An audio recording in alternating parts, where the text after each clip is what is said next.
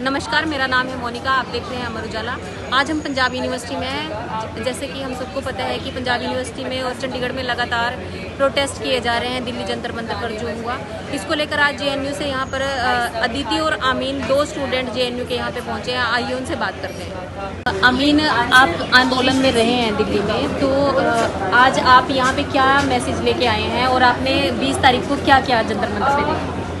तो पहला जो पार्ट है उसका जवाब यह है कि हमें पता लगा कि बहुत सारे शहरों में, पंजाब में भी और भारत में तमाम शहरों में लोगों ने खुद ब खुद प्रोटेस्ट स्टार्ट कर दिए हैं। जो नौजवानों की बर्बरता से 20 तारीख को दमन हुआ है उसके खिलाफ और नौजवानों की सॉलिडारिटी में, तो एक तरीके से हम अपना संदेशा लेकर आए हैं जंतर मंतर से, जहाँ पर ये लड़ाई की एक तरीके से सूत्र बांधा गया था कि आप इस लड़ाई को जीवित रखिए और हम चाहते हैं कि जो लड़ाई है राष्ट्रीय स्तर पर व्यापक हो और इस सरकार को हम एक तरीके से घुटनों पर लेकर। 20 तारीख को जो जंतर मंतर पर हुआ, लड़कियों के साथ जो व्यवहार हुआ, उसको लेके आमीन आपने अपनी आंखों से देखा है, तो आप क्या महसूस करते हैं उसको? देखिए, जो वीडियोज़ बाहर आ रहे हैं, हम जब वहाँ पर थे तो हमने भूख हड़ताल तोड़ी थी, तो मैं उस टेंट पे बैठा हुआ था। मैं मार्च में हिस्सा नहीं लिया क्योंकि हमने भूख हड़ताल तोड़ी थी और हमें मेडिकल एडवाइस था कि अभी आप लाठी खाने मत जाइए, आप इस हालत में नहीं है कि आप लाठी खाएं और ठीक। तो हमने वेट किया जब तक हमारे वाइटल्स ठीक होते हैं, शुगर आती है, लेकिन तब तक बहुत सारे ज़ख्मी विद्यार्थी नौजवान आने लगे। वीडियोज़ बाद में आए। वीडियोज़ अभी तक तो ये है कि हम डॉक्यूमेंट ही कर रहे हैं कि कितने लोग ज़ख्मी हुए, कितनों की आँख चली गई, कितनों के पीठ पे निशान है, कितनों के घुटने तोड़ दिए गए। ये सुनने में आया। बच्चों पर बहुत बेरहमी से लाठी चलाई गई। महिलाओं को दिल्ली पुलिसकर्मी थे, मेल दिल्ली पुलिसकर्मी थे, उन्होंने बहुत बर्बरता से मारा है। अभी तो हम डॉक्यूमेंटेशन के प्रोसेस में ही है कि ब्रुटैलिटी का स्केल क्या था। जैसे जैसे हम डॉक्यूमेंट करते जा रहे हैं, स्केल और बढ़ता ही जा रहा है। अभी तक कितने जख्मी आपकी लिस्ट में आए हैं? अभी तक हमारे पास जो एक ठोस आंकड़ा है वो ये है कि कम से कम 300 लोग आरएमएल में भर्ती हुए। अब इन 300 का फिगर है, इसको थोड़ा और सस्पिशियसली देखने की जरूरत है, बिकॉज बहुत सारे लोगों को वहाँ से फर्स्ट एड देकर भगाया भी गया। ये भी बात है कि पुलिस बहुत सारी फिगर्स बाहर नहीं आने दे रही है। ये भी है कि कम से कम 3 जो विद्यार्थी हैं बहुत क्रिटिकल कंडीशन में है, उसका भी जो पुलिस है वो बात ही बाहर नहीं आती। तो उसका अगर आप राम मनोहर लोहिया हॉस्पिटल है वहाँ पे, फिर LJNP हॉस्पिटल है, अगर लेडी हार्डिंग में, अगर इसको मिला लें तो वो फिगर बहुत आगे जाएगी, 1000 तक भी जा सकता है। सोनम वांगचुक ने अपना व्रत तोड़ दिया, इसको लेके आप क्या समझते हैं? देखिए, उनको जान पे जोखिम था, उन्होंने बड़ा कदम उठाया, उसके लिए हम उनकी इज्जत करते हैं। हमने उनको ज्वाइन भी किया था, लेकिन जिस टोन और टीनर पे उन्होंने अपना फंक्शन तोड़ा है, उससे मैं ज़रूर निराश हूँ। मुझे लगता है कि जिस JP नड्डा को हमने ये कह दिया है कि हम आपसे बात तब तक नहीं करेंगे जब तक पब्लिक फोरम पे नहीं आएंगे, हम आपके JP नड्डा को ये कह दिया कि आपके दफ्तर में नहीं आएंगे, आपके घर पे नहीं आएंगे, उसी JP नड्डा के हाथ से उन्होंने सोनम वांगचुक ने अपनी फंक्शन तोड़वाया है। तो मेरे मन में डिसअपॉइंटमेंट ज़रूर है। बाकी ठीक है, अब उनकी स्वास्थ्य आगे आपका क्या फैसला है, कब तक जारी रहेगा? CJP की तरफ से मेन डिमांड है धर्मेंद्र प्रधान का इस्तीफा, ये दीवार पे लिखी हुई है। और इसके साथ ही आइसा संगठन की तरफ से हम ये भी डिमांड करते हैं कि जो दिल्ली कमिश्नर ऑफ पुलिस है अनुराग कुमार, जिनको 17 जुलाई को रात के अंधेरे में बदला गया, तबादला किया गया, और उसके बाद 18 तारीख को सोनम वांगचुक का अबडक्शन होता है, उसके बाद 20 तारीख को बर्बरता होती है नौजवानों पर, उनको बर्खास्त किया जाए, उनको इस्तीफा दिया जाए। अदिति, आप क्या मैसेज लेके आए हैं आज चंडीगढ़ में, और जो आपने जंतर मंतर पर अभी तक महसूस किया है, हमारे साथ चंडीगढ़ के जो दर्शक हैं उनके साथ शेयर करेंगे? हम लोग यहाँ पर आए, मैं और आमीन यहाँ पर आए हैं, जो 23 दिन से भूख हड़ताल पर बैठे हुए थे जंतर मंतर पर, नेहा और मनीष के साथ, और अमीन पंजाब से ही हैं।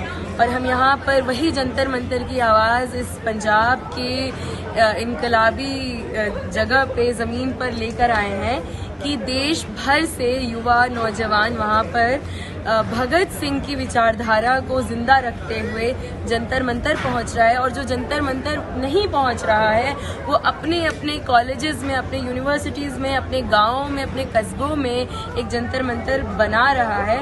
तो वही यहाँ पर भी आप देखिए सेक्टर 17 में भी बना हुआ है। हम वही वहाँ की आवाज़ यहाँ लेकर आए हैं, फिर यहाँ की आवाज़ फिर वहाँ लेकर जाएंगे। और वही सॉलिडारिटी की ही बात है कि वहाँ के लोगों को भी पता चले और यहाँ के लोग भी, इसी यूनिवर्सिटी के लोगों ने हाल ही में आप देखिए कि सरकार की दमनकारी नीतियों के खिलाफ किस तरीके से लड़ाई लड़ी है, अपने सेनेट को बचाने की लड़ाई, एक भद्दे, एकदम क्या बोले, हंसी के पात्र एक एफिडेविट की, जहाँ पर स्टूडेंट्स अपनी राजनीति नहीं कर सकते, अपनी आवाज़ नहीं उठा सकते, उसके खिलाफ इन्होंने लड़ाई लड़कर जीती है। या फिर आरएसएस के खिलाफ लगातार इनकी लड़ाई एकदम जिंदा रहती है। तो वहाँ से हम यहाँ इसी बात को कहने आए हैं कि आपके दम पे और ऐसे कई यूनिवर्सिटीज़ के दम पर वो जंतर मंतर चल रहा है और आज भी ज़रूरत है कि आप फिर उठ खड़े हों, उस जंतर मंतर की आवाज़ को और बुलंद करें। 20 तारीख को आपने वहाँ पे देखा, हमने वीडियोस में देखा, तो आपने उनको करीब से देखा है, तो क्या महसूस किया? कितने स्टूडेंट घायल हुए, कितनी लड़कियों के साथ छेड़छाड़ हुई, आप जरा शेयर करेंगे। तो बहुत दुखद बात थी।